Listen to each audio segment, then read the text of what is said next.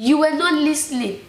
Ehi is very discreet. It's a talent. You think everybody have that kind of talent. You are taking it for granted. Everything about you is loud. Your face is loud. Your movement is loud. As you went inside the toilet to even speak, everything is loud. When you were whispering, that whisper was very, very, very loud. Your mother too was loud on the phone. And you think you were not going to get caught.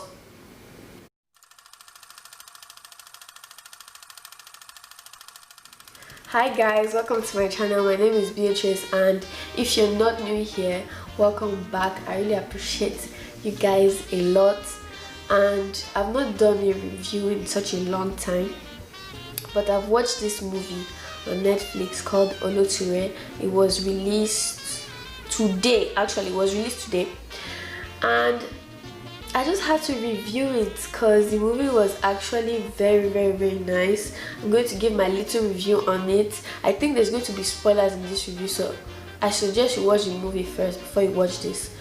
So the movie really reminded me of a movie called Joy. I don't know if you've watched it yet, but you know what, I might do a review of Joy after this review, because I feel like Joy is like the sequel to this movie. Even though it's not the same storyline, it's not the same characters and everything, if this movie never gets a sequel, I will not be disappointed, because of there's another movie that could be like a sequel to this movie, even though it's not really the same plot, but you get an idea of what may happen to the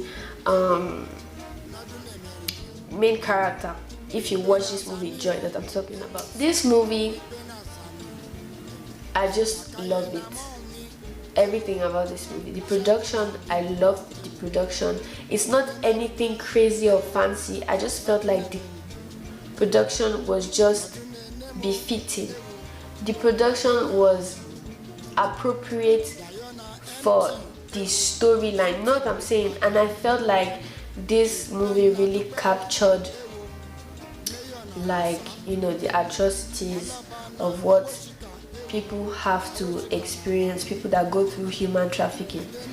And in this movie specifically, the kind of human trafficking we're talking about is prostitution in Nigeria. So this movie tells the story of Ehi. She's an investigative journalist, I believe. I don't know if that's the name of the job that she does, but she's investigating and she's undercover. So she's not really a prostitute, but she plays the role of a prostitute. She lives the lifestyle of a prostitute because she's trying to get to the bottom of things.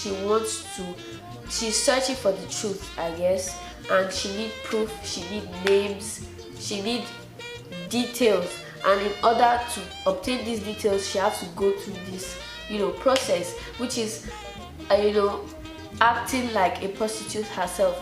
The problem is that the acting with the reality clash, because at some point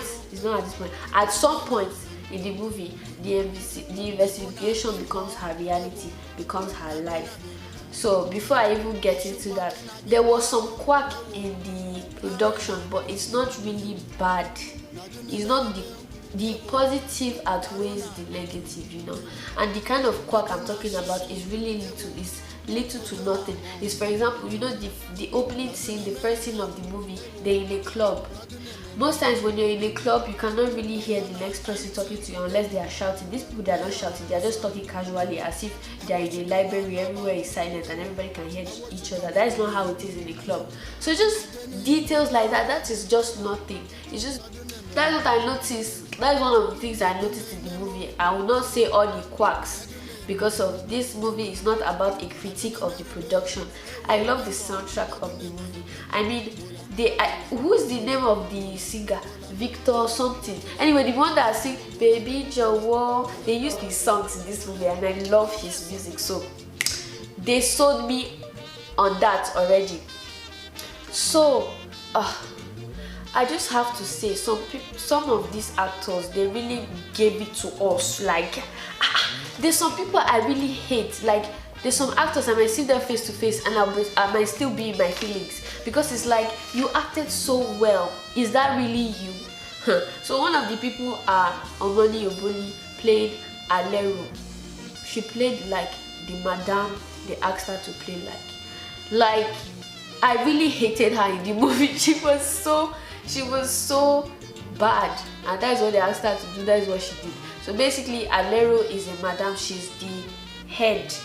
She's like, yeah, she's a pimp. She's basically a pimp, but she's not a old school pimp like Chooks. Chooks is another pimp in the movie, and this guy did not understand that we're in the 21st century. Now we have smartphones.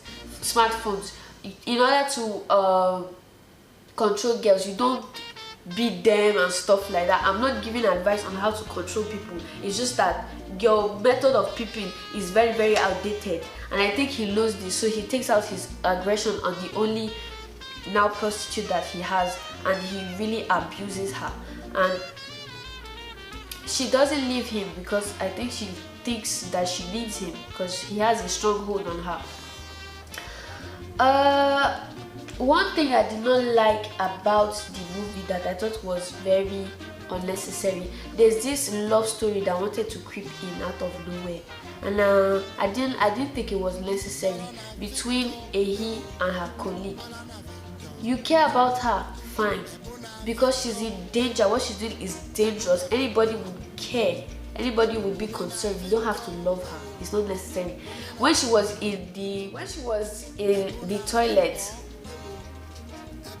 because there's a scene where she has to go to the toilet to take a phone call because of she gets in a situation where the main character Ehi, she gets in a situation where they are not allowed to have their phones with them. So she tries to call this guy, give him important detail about where she is, because of he is not supposed to know where they are. Nobody is supposed to know where they are because she's trapped in a place with some girls. So she gives him the address. Then the last thing he says is, I love you.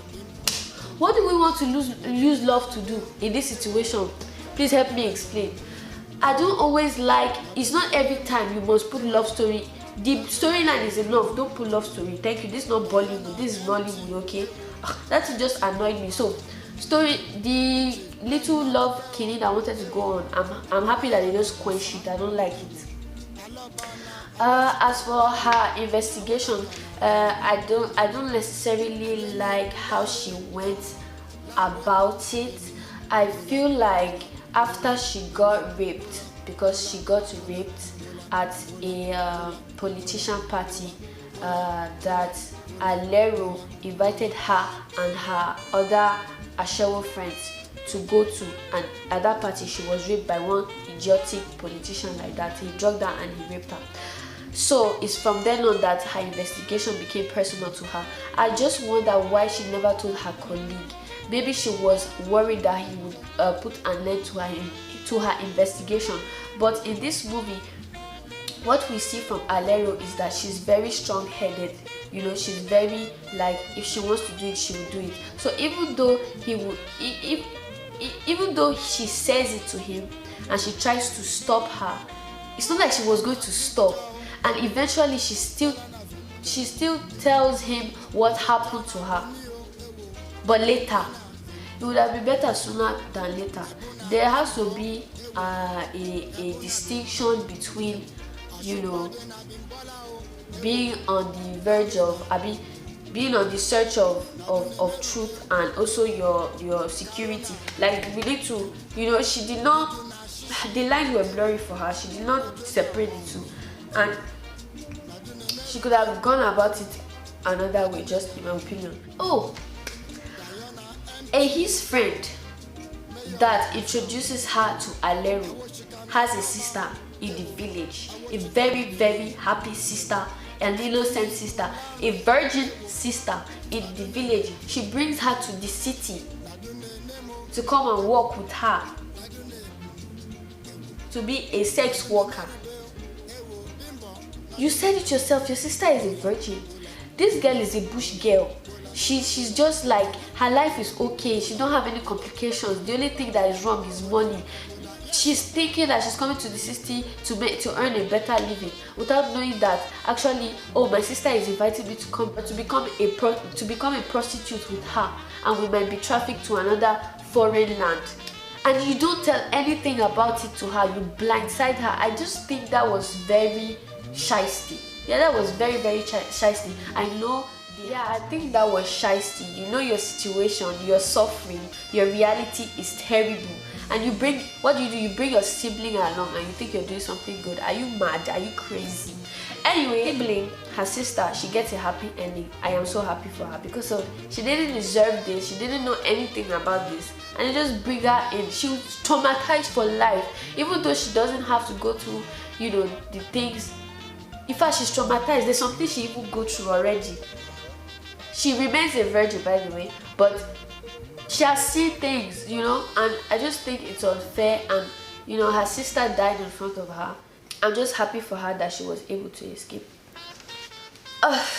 Another scene that I felt a bit bad about was the scene where they amputate her head. And I don't mean a bit bad about, let me just explain. Like, I don't know how you guys feel, but you will tell me in the comment section. Is it right for Ehi to accept, like, was it right for her to be like, to let them believe that her phone that she borrowed her friend was really her friend's phone? Like, do you feel like she should have stepped in and be like, oh no, that's my phone, and just bear the consequences of smuggling a phone in? Or do you feel like keeping quiet was the best thing to do? Because in my opinion, keeping quiet was the best thing she did. And I don't think that she betrayed her friend. Her friend betrayed herself because of when she said, no, I don't want to give you the phone. No, it's very dangerous. You were not listening. Ehi is very discreet. It's a talent. You think everybody have that kind of talent? You are taking it for granted. Everything about you is loud. Your face is loud. Your movement is loud. As you went inside the toilet to even speak, everything is loud. When you were whispering, that whisper was very, very, very loud. Your mother too was loud on the phone. And you think you were not going to get caught? That scene pissed me off because I already know that she was going to get caught. When she asked her to borrow her phone, I knew she was going to get caught because of this girl. I've been seeing her from the beginning to the movie to that scene. Everything about her is loud. Nothing is discreet. Even when she was going to Alero's place, she went there in a loud way. How do I know? Because of he was able to trace her to Alero's place.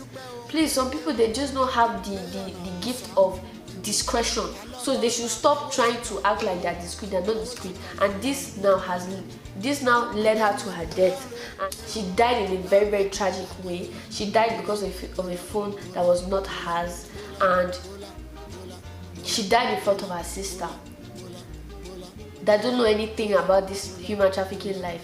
I just thought that their own storyline was very, very tragic. She and her sister, very, very tragic. But her sister gets to run away at the end of the movie, which I was just so happy about, because the girl don't have anything to do with this. She don't know about it. She don't want to know about it. She's not curious about it. So, but she loses a sister in the process. So overall, I really feel like this movie really captured the essence of what they were trying to capture, which was the reality of this human trafficking lifestyle, for those that chose the lifestyle and for those that did not choose the lifestyle. I really love how they shot the movie. There's one scene that I was just so angry. I was like, this can literally happen to anybody. Anybody can just kidnap me, for example, and I'll just become a prostitute without my consent. This can happen to anybody. And the worst part is that depending on where you are, people actually don't care. Because there's one scene where Ehi attempts to run away with her friend's sister. The friend that died, her sister, they were trying to run away. So the friend's sister was the only one that was able to jackpot, but she got caught by one of their handlers, the people that kidnapped. Is because it's basically they kidnapped them. They thought they knew what they were getting into, but they didn't really know what they were getting into like that. You have to watch the movie to understand. So he catches Ehi, slaps her, knocks her out. Basically, she's knocked out, throws her on his shoulder, and you see the camera capturing their surroundings. Then he zooms into them. but you notice that everybody sees it. It's just that they don't care. You are seeing Okada guy is seeing it. Oh, nothing, men around them. There are men, oh, it's not women, men. Nobody try and say, bros, what are you doing? This guy is on your shoulder. Can you come? She was even shouting and running. Nobody did anything. Nothing happened. Nobody cared. And it's like, wow. Like you can be trafficked and nobody will care. Nobody will stand up for you. Nobody will save you. You're on your own. This one is called On Your Own. So great movie. Honestly, if you guys liked this my review, please give me a like and leave a comment, and I'll see you guys in my next video.